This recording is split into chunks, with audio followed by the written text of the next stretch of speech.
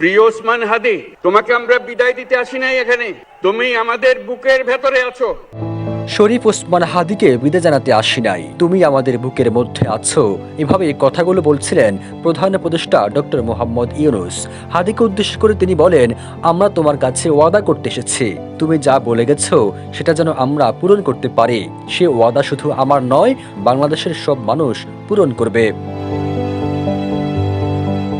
প্রধান উপদেষ্টা আরো বলেন, শরীফ ওসমান হাদির যে মানবপ্রেম, যে ভঙ্গি, মানুষের সঙ্গে উঠা বসা, যে রাজনৈতিক দৃষ্টিভঙ্গি, সবাই তার সেই প্রশংসা করছে। যতদিন বাংলাদেশ টিকে থাকবে, শরীফ ওসমান হাদি আমাদের মধ্যে থাকবে। সারা দেশ জুড়ে কোটি কোটি মানুষ আজকের এই মুহূর্তের জন্য অপেক্ষা করছে। তারা তাকিয়ে আছে শরীফ ওসমান হাদির কথা শোনার জন্য। বিদেশে থাকা বাংলাদেশেরও এই মুহূর্তে হাদির কথা জানতে চায়। 20 ডিসেম্বর জাতীয় সংসদ ভবনের দক্ষিণ প্লাজায় শরীফ ওসমান হাদির জানাজায় অংশ নিয়ে এসব কথা বলেন ডক্টর মোহাম্মদ ইউনূস।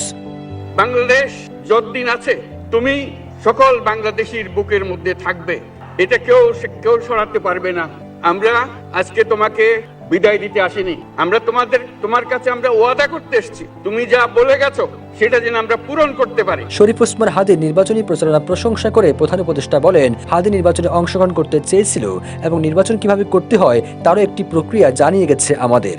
সেই প্রক্রিয়া যেন আমরা সবাই মিলে গ্রহণ করি। কিভাবে প্রচারণা চালাতে হয়, মানুষের কাছে যেতে হয়, কিভাবে মানুষকে কষ্ট না দিয়ে তার বক্তব্য প্রকাশ করতে হয়, বিনীতভাবে মানুষের কাছে আসতে হয়, তার সবকিছুই শিখিয়ে গেছে শরীফ ওসমান হাদি। এই শিক্ষা আমরা গ্রহণ করলাম এবং চালু রাখতে চান বলেও জানান প্রধান উপদেষ্টা। তোমার যে মানব প্রেম, তোমার যে ভঙ্গি, মানুষের সঙ্গে উঠা বসা, তোমার যে রাজনৈতিক দৃষ্টিভঙ্গি, সবাই প্রশংসা করছে, সেটা আমরা মনে প্রাণে গ্রহণ করছি, যে এটা যেন আমাদের মনে সব সময় জাগ্রত থাকে, আমরা সেটা অনুসরণ করতে পারি। আল্লাহু আকবার।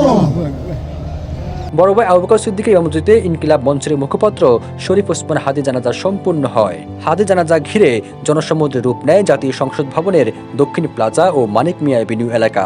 বিপুল সংখ্যক মুসল্লির অংশগ্রহণে নির্ধারিত স্থানে জায়গা না হওয়ায় সড়কে জোহরের নামাজ আদায় করেন অনেকেই। আসসালামু আলাইকুম ওয়া রাহমাতুল্লাহ। সবুজ আলম, নিউজ ডেস্ক, ইত্তেফাক।